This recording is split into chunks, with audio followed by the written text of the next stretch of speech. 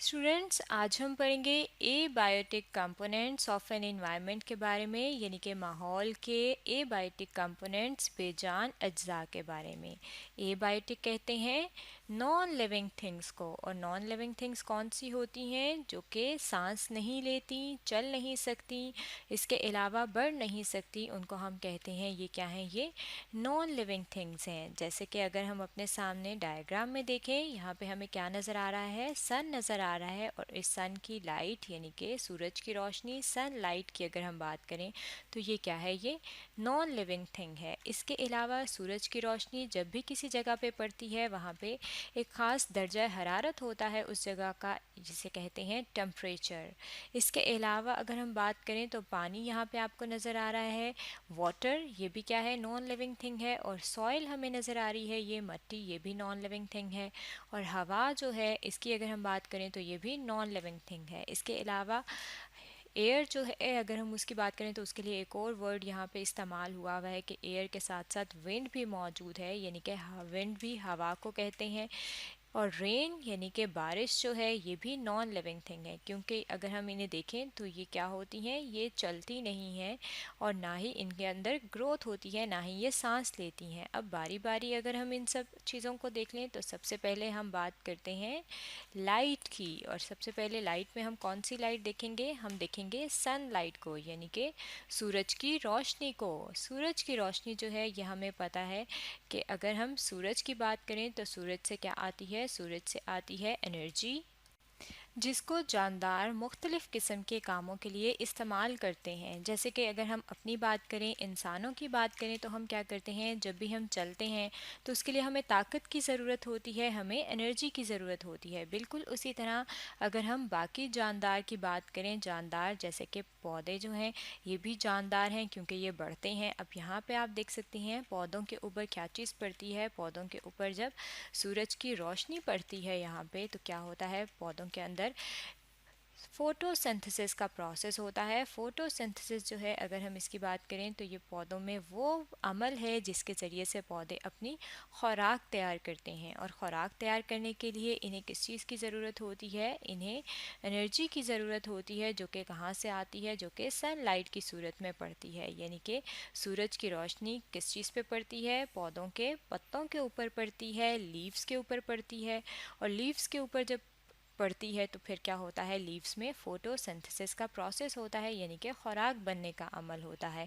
इसके अलावा पौधों के अलावा अगर हम मुख्तलिफ़ एनिमल्स की बात करें कि उनमें किस तरह से सनलाइट काम करती है, तो वो क्या प्रोवाइड करती है? वो प्रोवाइड करती है वार्मथ, यानी कि गर्माइश मुहैया करती है बाकी जानदारों को। तो लाइट क्या है? ये एक नॉन लिविंग थिंग है, यानी कि ए बायोटिक कंपोनेंट है, जो कि हमारे माहौल में हमें नज़र आता है।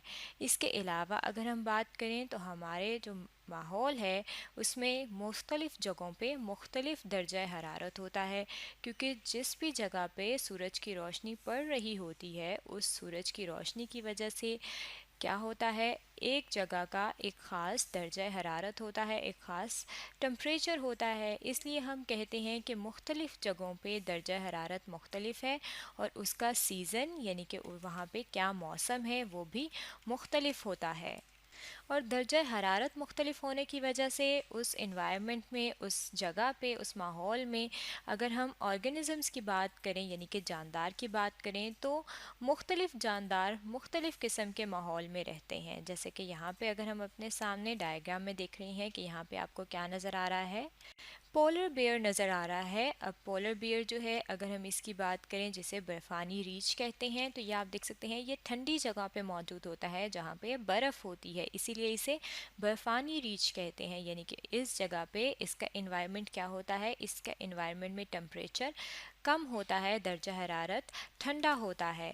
तो ये ऑर्गेनिज़म जो है सिर्फ इसी तरह के इन्वायरमेंट में और टेम्परेचर में रह सकता है। इसी तरह से अगर हम कुछ और ऑर्गेनिज़म्स की बात करें तो कैमल यानी कि जो ऊंट है, ये ज़्यादातर कहाँ पे मौजूद होता है? ये ज़्यादातर उन जगहों पे मौजूद होता है जहाँ पे दर्जा हरारत ज़्यादा होता है, यानी कि जहाँ पे गर्माइश होती है।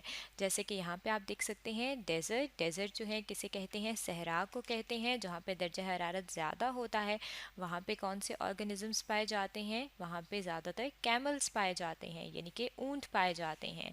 अब इसका मतलब है कि जो हमारा इन्वायरमेंट है उसमें दर्जा हरारत जो है वो भी शामिल होता है, और ये क्या है, ये एक नॉन लिविंग कंपोनेंट है हमारे माहौल का। इसी तरह से हमने अपने इर्द गिर्द देखा है कि हमारे इर्द गिर्द मौजूद होती है सॉइल, यानी कि मिट्टी मौजूद होती है।